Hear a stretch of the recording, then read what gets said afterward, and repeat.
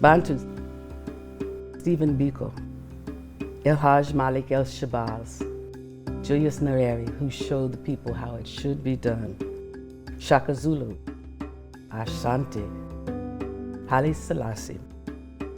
I considered myself Black with a capital B, but very Afrocentric.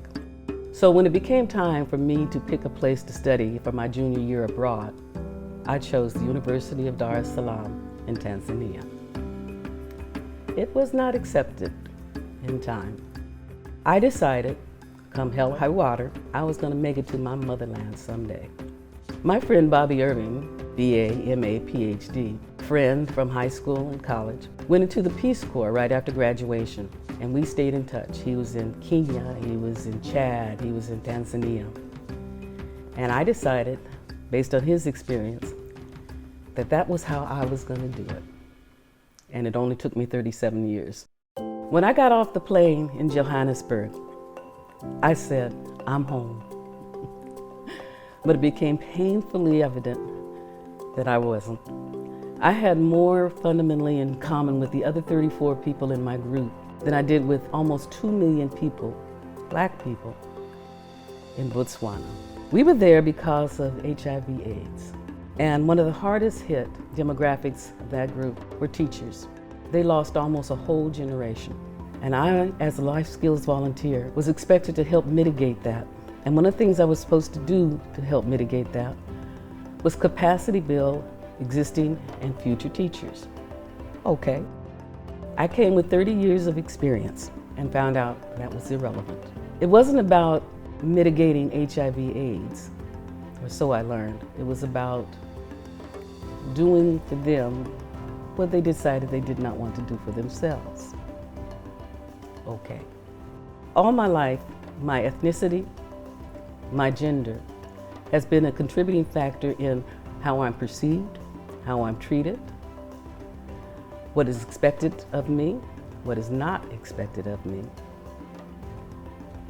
And coming to Botswana, it wasn't that different, which is sad.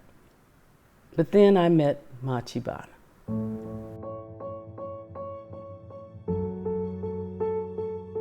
This incredible woman, who because she was over 70 was considered an official man, taught me that there are no reasons for you not to do what you came here to do.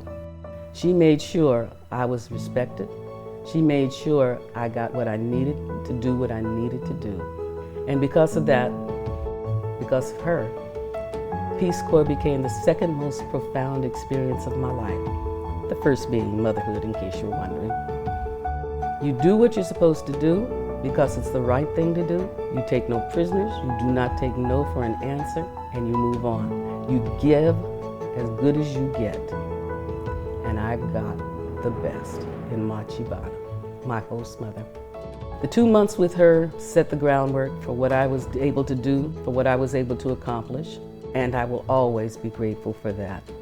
I didn't get to capacity build teachers until very late into my 3rd year. I extended. I did get to teach. I taught primary, I taught secondary, junior secondary. I taught in a boys' prison, which is a whole nother story. And I did cultural exchange. You should see me in my Mickey Mouse sweatshirt teaching faculty, staff, students the electric slide to Stevie Wonder music.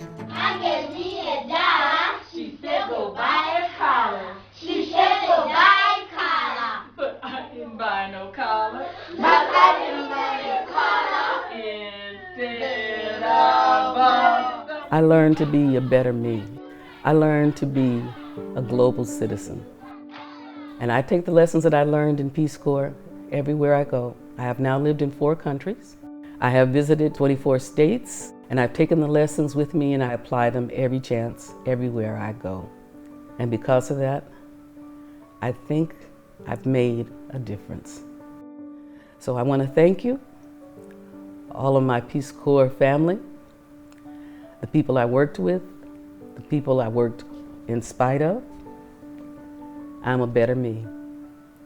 And that's because of you, Machibana, because of you, Botswana, because of you, Peace Corps.